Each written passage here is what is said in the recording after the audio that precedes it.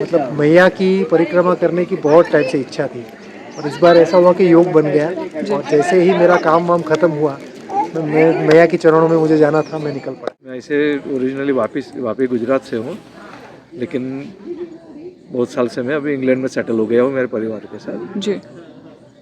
तो 7-8 महीना पहले नर्मदा की परिक्रमा के बारे में बहुत कम जानता था। जी। फिर यूट्यूब के माध्यम से परिक्रमा के बारे में पता चला तो थोड़ा पढ़ा।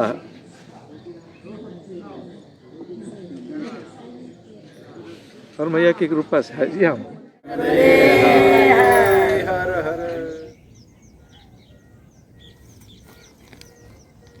नर्मदे हर।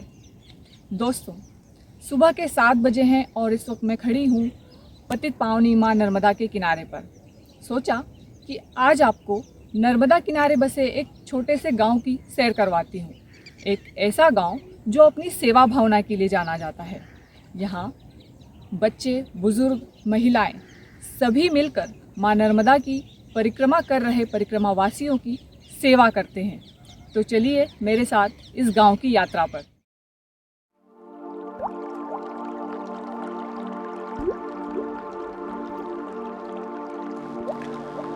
मध्य प्रदेश की जीवन दायिनी कही जाने वाली मां नर्मदा को यहाँ देवी की तरह पूजा जाता है और इसलिए आस्था के साथ मां नर्मदा की परिक्रमा की जाती है। नर्मदा परिक्रमा एक धार्मिक यात्रा है। मां नर्मदा को हिंदू धर्म में मोक्षदायिनी कहा जाता है। मान्यता है कि जिसने मां नर्मदा की परिक्रमा पूरी कर ली, उसने जीते जी अपने लिए मोक्ष के द्वार खोल लिए। नर्मदा तीर्थ यात्रा के लिए शास्त्रीय निर्देश तो ये है कि उसे पदयात्रा के रूप में ही पूरा किया जाए,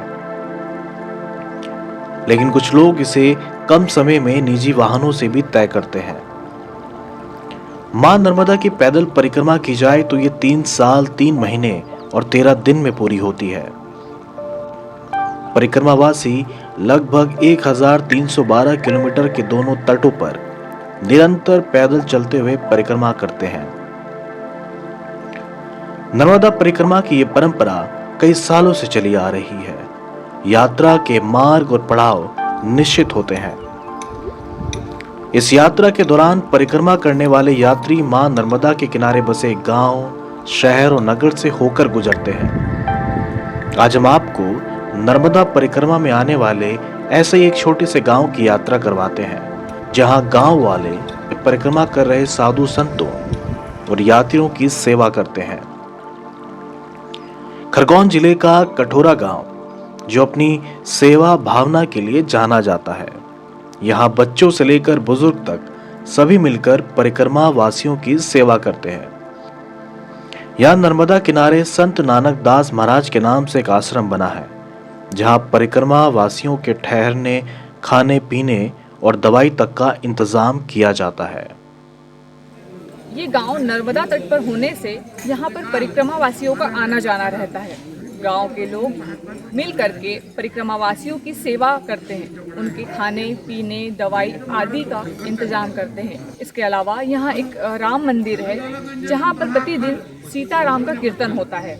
और आपको बता दें कि इस गांव में बच्चे से लेकर बुजुर्ग तक एक दूसरे को पुकारने के लिए सीताराम शब्द का प्रयोग करते हैं। साथ ही यहाँ एक नर्मदा मंदिर भी है, जहाँ पर प्रतिदिन ग्रामीण मिलकर पूजा, आरती और ध्यान आदि करते हैं।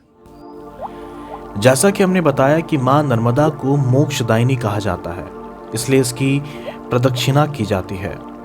इस दौरान कई लोगों को रहस्यमय अनुभव होते हैं। ऐसे ही नर्मदा परिक्रमा के लिए आए श्रद्धालुओं ने हमसे अपना अनुभव साझा किया। नर्मदे हर। मैं मुंबई से हूँ, पेशे से चार्टर्ड अकाउंटेंट हूँ। मेरे जो मतलब मैया की परिक्रमा करने की बहुत टाइम से इच्छा थी और इस बार ऐसा हुआ कि योग बन गया और जैसे ही मेरा काम वाम ख़त्म हुआ मैं मैया के चरणों में मुझे जाना था, मैं निकल पड़ा। और कठोरा गांव में आके कैसा लग रहा है? बिल्कुल, मतलब सोचा नहीं था यहाँ रुकेंगे जी। हम तो आगे जाने की सोच रहे थे। जैसे यहाँ आश्रम में पैर रखा, यहाँ के बाबा जी और जो सेवा करने वाले हैं, उन्होंने मतलब इस तरह से हमको बताया कि भाई यहीं पे रुक जाओ।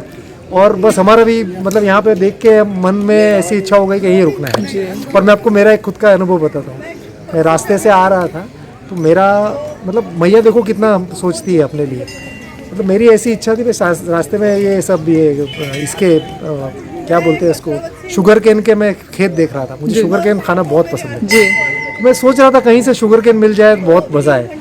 जैसे मैं यहाँ आया, यहाँ तो सोचा भी नहीं था, जैसे आया यहाँ पर वो देखो सामने वहाँ पे रखे हुए टुकड़े, अच्छा। तो मैया ने कहा ले लो प्रसाद है। मैंने बोला चलो, देखो मैया कितना ध्यान रखती है। नहीं तो मैया साक्षात हर एक परिक्रमावासी के मन की ध्यान, मतलब इतना अंदर से उनको वो करती है कि नहीं बच्चा कोई मेरा किसी भी इच्छा से वंचित न रहे। परिक्रमा उठाया है अपना ओमकारेश्वर से। जी। मुझे कोई भी तकलीफ नहीं है, अच्छा। जहाँ से भी हम गुजरे जी। लोगों ने बहुत मदद की है, खाने पीने के लिए, पानी के लिए, चाय पाने के लिए, इसको हम बाल भोग कहते हैं। जी। और आज यहाँ एक कटरा में आए, बढ़िया इधर बनाया है सब, और बहुत सारे लोग यहाँ आए। और जिस प्रकार से यहाँ आयोजन होता है, जी। मेडिकल की है, भोजन प्रसादी की है, रहने की सुविधा की है। जी। और हम तो गांव में भी जाके आए, मंदिर में जिस तरह से अच्छा। शाम को आरती होती है, उसके बाद सभा लगती है, जी। बहुत अच्छा लगा हमें इस गांव में। गांव वालों में सेवा भावना इतनी है कि परिक्रमा के लिए आए श्रद्धालुओं के पैरों के छाले होने पर उन्हें खुद मरहम लगाते हैं। इस गांव में मौजूद नर्मदा मंदिर और शिव मंदिर, जहां बच्चे, बुजुर्ग, महिलाएं प्रतिदिन पावन सलीला मां नर्मदा के जल से भगवान शिव का अभिषेक करते हैं। इसके अलावा यह राम मंदिर है, जहां सालों से प्रतिदिन सीताराम का कीर्तन किया जाता है। और इतना ही नहीं, इस गांव में सभी लोग एक दूसरे को सीताराम कहकर ही पुकारते हैं। सीताराम। गांव वालों ने बताया कि संत नानक दास महाराज वर्षों पहले नर्मदा परिक्रमा के दौरान इस गांव में आए थे। यहां मौजूद एक गुफा में उन्होंने कई समय तक तपस्या की। उसके बाद उन्होंने इसी गांव में जीवित समाधि ली। यह है संत नानकदास महाराज की समाधि। इन्हीं के नाम पर यहाँ पर आश्रम है, जहाँ परिक्रमावासी की सेवा की जाती है। गांव वालों का कहना है कि करीब 300-400 वर्ष पहले नर्मदा परिक्रमा में संत नानकदास महाराज इस गांव में आए और उसके बाद यहाँ गुफा में रहकर उन्होंने कठोर तपस्या की। उसी के बाद उन्होंने जीवित समाधि ली और गांव वालों ने यहाँ पर उनकी समाधि का निर्माण किया। गांव में संत नानक दास महाराज के नाम से वर्ष में एक बार चैत्र पूर्णिमा के दिन विशाल भंडारे का आयोजन किया जाता है। इस गांव में कुछ दिनों से पुणे, महाराष्ट्र से नर्मदा परिक्रमा वासियों की सेवा के लिए एक टीम आई है। हमने उनसे बात की और जाना कि कैसे उन्हें इस गांव के बारे में पता चला। नर्मदे हर। आप बताइए कि जैसे आप पूना महाराष्ट्र से हैं, तो इस गांव के बारे में आपको कैसे पता चला? नर्मदे हर जी प्रणाम। आज की तारीख में हमारे यहाँ कम से कम 200 सेवक इस सेवा कार्य में जुड़े हुए हैं।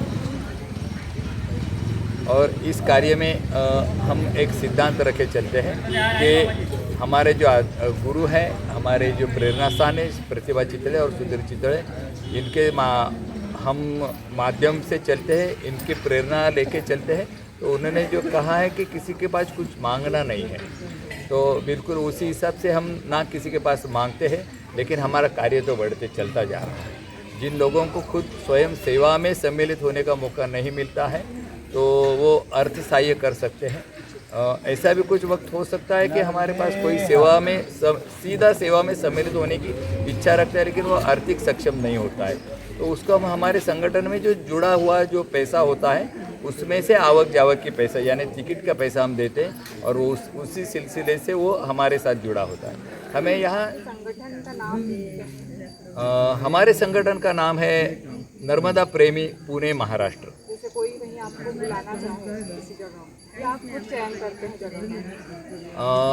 हम खुद चयन करते हैं। हमारे साथ माताराम होती है, भाई बहन होते हैं, बुजुर्ग भी हो सकते हैं सेवा में। जो कठोरा गांव है, तो यहाँ पर ये आश्रम कितने सालों से है और कब से यहाँ सेवा चल रही है परिक्रमावासियों की?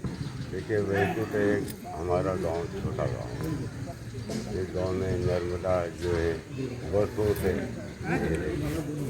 छोटा गांव होने के नाते पहले भी जो है परिक्रमावासी अनवरत आते थे जाते थे। छोटा गांव होने की वजह से आश्रम नहीं था यहाँ। आश्रम अपने गांव के अंदर ही था, तो वहाँ पे परिक्रमावासियों का आगमन होता था। पहले जो परिक्रमावासी आते थे वो गांव में ही ठहरते थे। पहले गांव में ही परिक्रमावासी कहते जो हमारे गांव से जो हमारे पत्नी माता थी उनकी माँ से सदा व्रत मिलता था, जल पहाड़ों को मिलता था और अपना राम मंदिर है वहाँ पे वो लोग जितना भी सम्मुख होता था उतना विश्राम करते थे। बाकी जो है अपने पेड़ों के नीचे।